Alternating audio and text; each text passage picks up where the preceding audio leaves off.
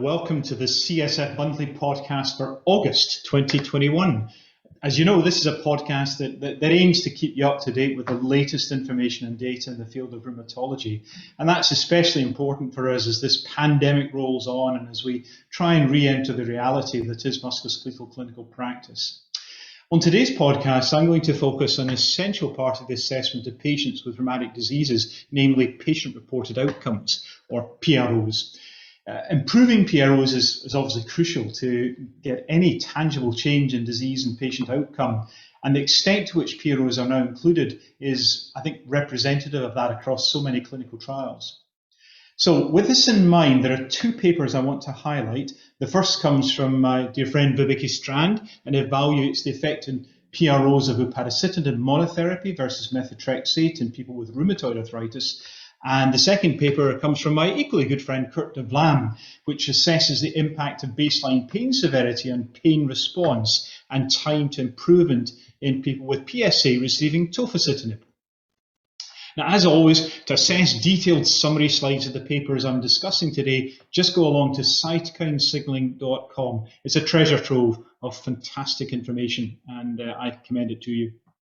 Well, let's turn to the first paper, which is upadacitinib monotherapy. It improves patient-reported outcomes in rheumatoid arthritis, and these are data from SELECT Early and SELECT monotherapy. I think all of us are aware that rheumatoid is associated with substantial reduction in health-related quality of life.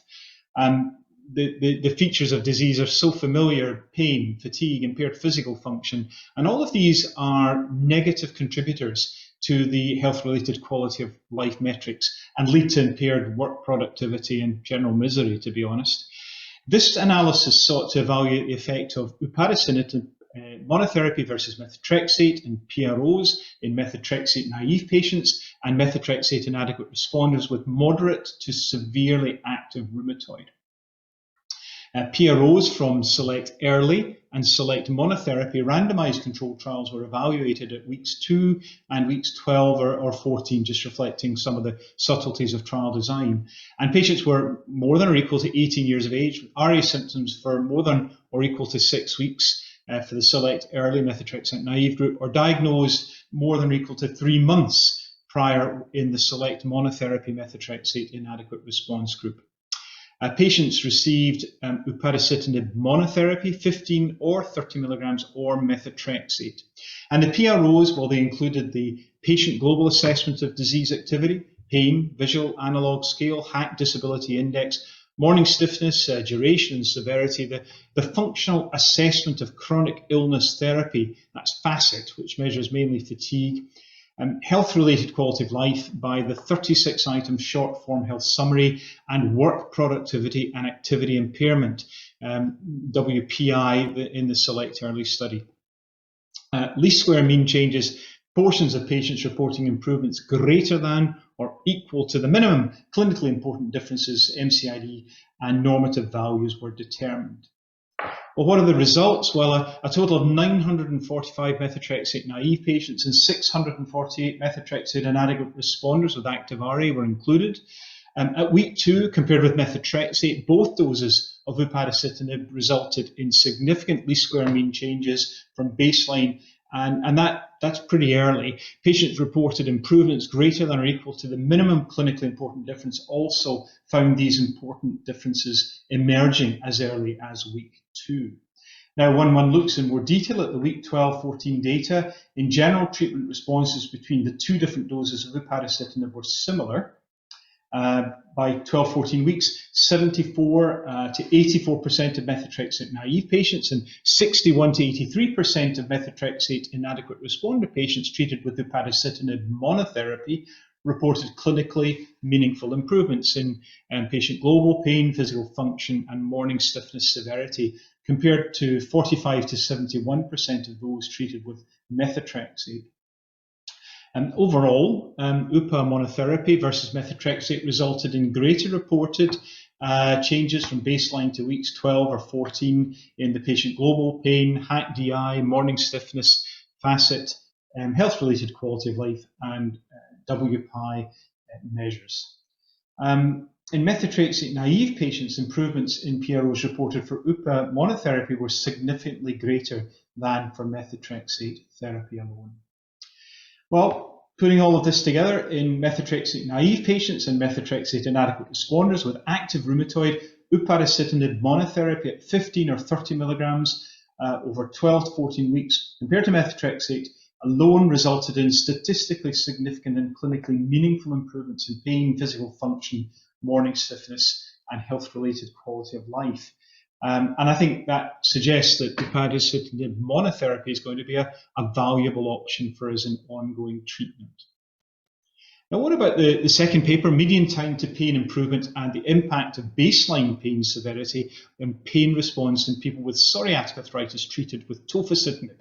So moving to different disease, different medicine, but same general theme. Higher levels of pain have been reported in people with psoriatic arthritis compared with patients with other rheumatic diseases. We're not quite sure why that is. And nevertheless, reducing pain is therefore a primary treatment concern for all of our people who have psoriatic arthritis.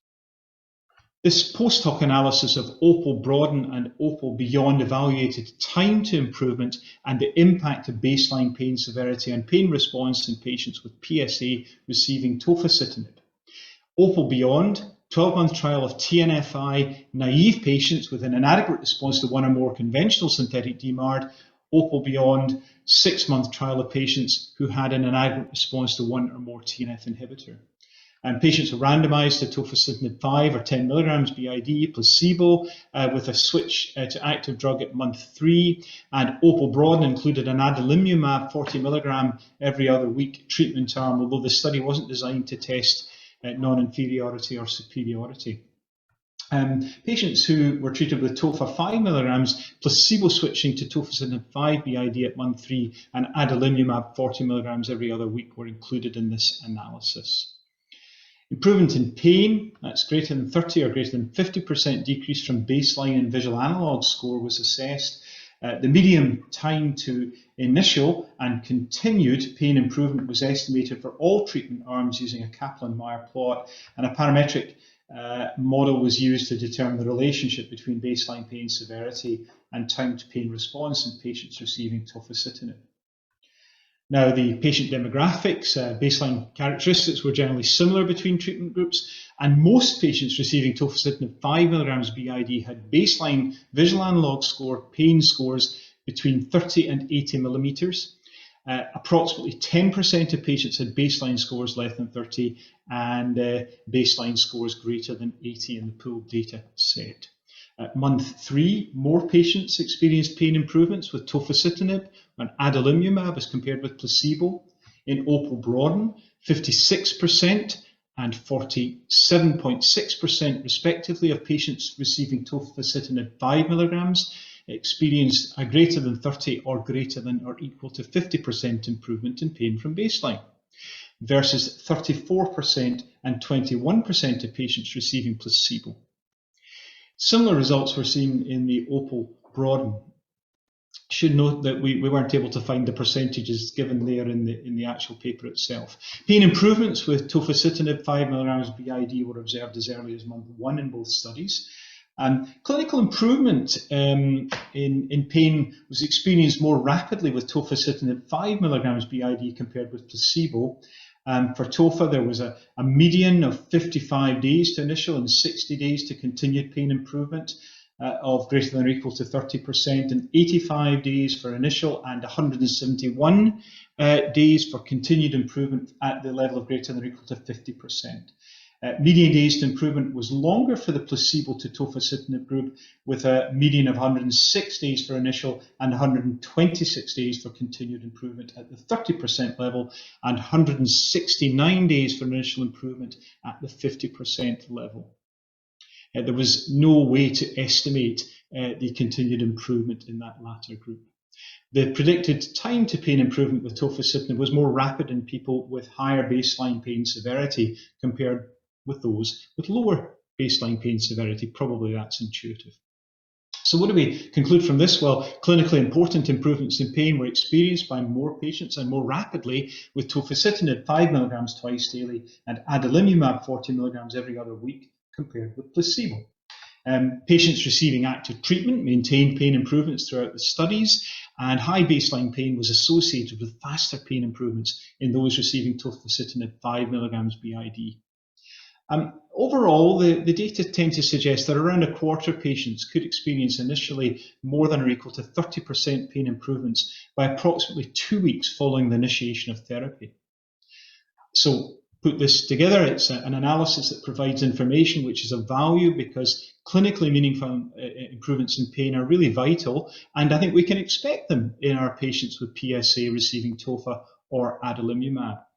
And that baseline pain severity is, I think, quite important and gives us confidence in our conversations with patients. Well, of course, we're never idle, so we've also added to the CSF library this month 2 papers with a focus on adverse events. The first uses genome-wide association studies to identify genetic factors associated with an increased risk or faster onset of herpes zoster in subjects with RA or psoriasis receiving tofacitinib. And the second is a descriptive case report from clinical trials assessing the risk of developing non-infectious interstitial lung disease during baricitinib treatment.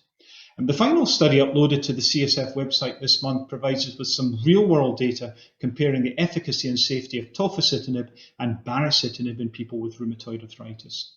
And as always, to view the publications uploaded this month and to access other podcasts and resources, head across to cytokinesignaling.com. And it leaves me only to thank you for your attention. Please don't forget to subscribe to the podcast. Let us know what you think by leaving a review. And of course, in these very strange times, I wish you safe and healthy times. Thanks very much for your attention.